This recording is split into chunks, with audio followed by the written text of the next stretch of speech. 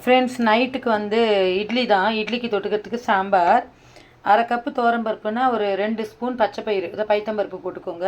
கொஞ்சம் வெந்தயம் நல்லா வாஷ் பண்ணிவிட்டு அது கூட பெருங்காயம், மஞ்சத்தூள், வெங்காயம், பூண்டு, பச்சை மிளகா, தக்காளி, கறிவேப்பிலை, கொஞ்சம் மஞ்சள் பொடி, கொஞ்சோண்டு சாம்பார் பொடி, இதை போட்டுட்டு ஒரு 5 to 6 சவுண்டு இதை அப்படியே விட்டுடுங்க. அதுக்கப்புறம் எடுத்து நல்லா இந்த மாதிரி மசிச்சுக்கோங்க ஃப்ரெண்ட்ஸ். பாருங்கள், அப்படி நல்லா குக்கர்லேயே மசிஞ்சிரும். இல்லைன்னா பருப்பு சட்டி வச்சுருந்தா அதில் வச்சு கடைஞ்சிக்கோங்க. கொஞ்சோண்டு புளி இதையும் கரைச்சி இதில் ஊற்றிடலாம்.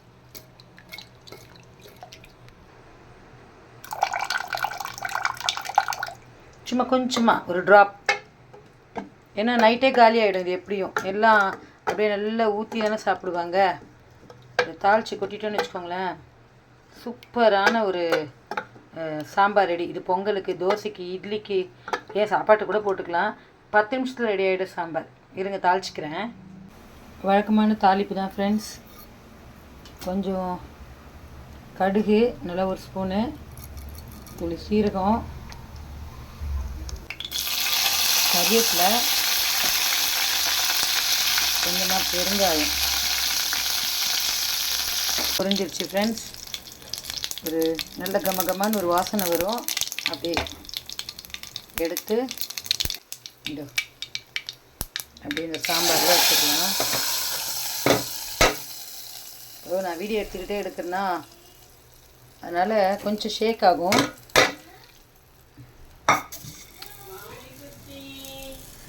இது அப்படியே வந்து அடுப்பில் ஒரே ஒரு கொதி வச்சிடலாம் ஃப்ரெண்ட்ஸ்.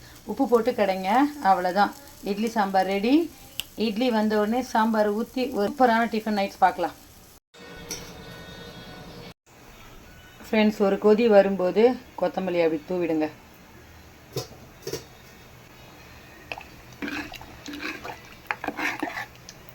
ஃப்ரெண்ட்ஸ், இப்படி கொதிக்கும்போது ஒரு ஸ்பூன் நெய் விட்டுருங்க. அப்படியே பசங்க விரும்பி சாப்பிடுவாங்க ஃப்ரெண்ட்ஸ் இந்த சாம்பாரை. அதுக்கப்புறம் நெய் விட்ட உடனே ஸ்டவ்வை ஆஃப் பண்ணிவிட்டு தட்டு போட்டு மூடிடுங்க. அந்த வாசனை போகக்கூடாது. தட்டு போட்டு மூடிடுங்க. இட்லி வெந்த உடனே அது மேலே இந்த சாம்பாரை ஊற்றி நான் காமிக்கிறேன் பாருங்கள் ஃப்ரெண்ட்ஸ். இட்லி ரெடி. கடையில் வாங்கின மாவு தான். இப்போ தான் வரும்போது வாங்கிட்டு வந்தேன்.